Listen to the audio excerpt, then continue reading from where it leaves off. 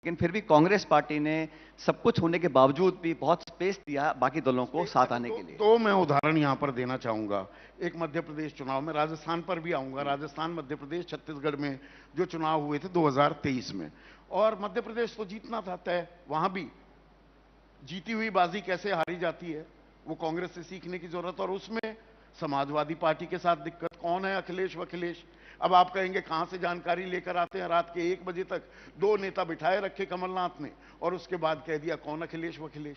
आप तो कह रहे हैं आप दरियादिली करते हैं, आपको संदीप जी समझौता करने को तैयार रहते हैं। सेलेक्टिव मेमोरी है।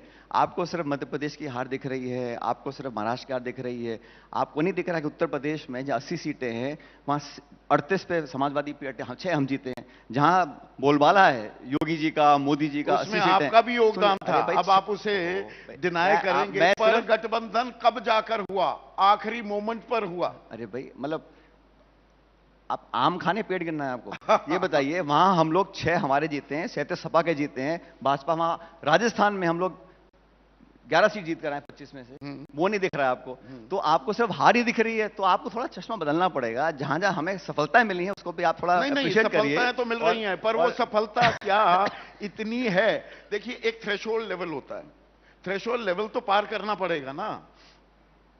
देखिए, आप फिर बार बार ये बताना चाहते हैं कि भाजपा जीत गई और हम लोग हार गए। तो मैंने शुरू में कहा था आपको कि चुनाव हो गए, पीपल हैव स्पोकन, जो जनता का मैंडेट है उसको हमने एक्सेप्ट किया है। लेकिन जिंदा कौमें 5 साल इंतजार नहीं किया करती हैं। अगर हम चुनाव नहीं जीत पाए तो घर बैठ जाएंगे क्या?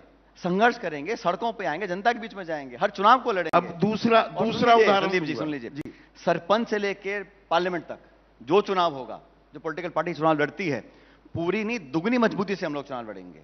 और आप देखिएगा, हार जीत तो जनता कराती है, ऊपर वाला जो करे सो करे, लेकिन हम लोग, हमारा जो दायित्व है, जो कर्तव्य है, जो जिम्मेदारी है, उसको नहीं छोड़ने वाले हैं। चाहे कुछ हो जाए, जवाब तो लेके रहेंगे, जवाबदेही तय करके रहेंगे। और आप से सोच रहे हैं अगर कोई चुनाव जीत जाता है तो फिर उसको कोई ना तो सवाल पूछ सकता, ना उसको कोई उंगली उठा सकता, ना सवाल पूछेंगे आप। तो हम पूछते हैं तो आप बोलते हो, आप रोते रहते हो, आप पूछते रहते हो। क्यों पूछते हो? नहीं, पर हमारा काम है। अपने सहयोगियों से भी तो सवाल करने लगते हो ना। आप उनकी चिंता छोड़ दीजिए। फर्जीवाल हो जाता है, फ्रॉड किंग हो जाता है, बेईमान हो जाता है। 5 महीने पहले साथ में आप, मैं आपको याद दिलाऊं आपको, गाना गा रहे मोदी जी ने क्या भाषण दी बिहार में जाके नीतीश कुमार के बारे में?